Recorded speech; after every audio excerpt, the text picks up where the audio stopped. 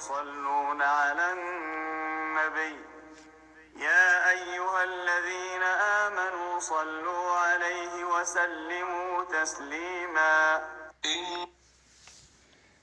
لفظ اللہ کے بارے میں اکثر سوال کیا جاتا ہے کہ لفظ اللہ کیا صیغہ ہے۔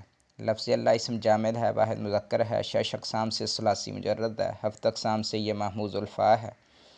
اس کا مادہ حمزہ لام ہا بنتا ہے اور یہ اصل میں الالہ۔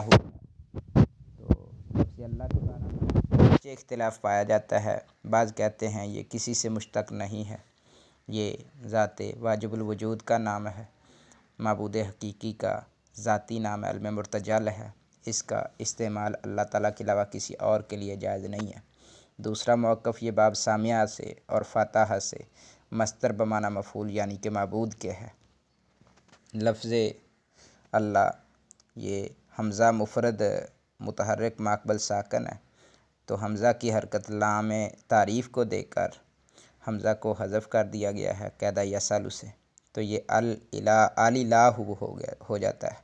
پھر 2 متحرک ہم جنس حرف لام کلمہ میں جمع ہوئے تو ان کا ماقبل متحرک ہے، تو پہلے لام کو ساکن کر کے دوسرے میں ادغام کر دیا گیا قاعدہ مدہ کے تحت، تو یہ بن گیا اللہ۔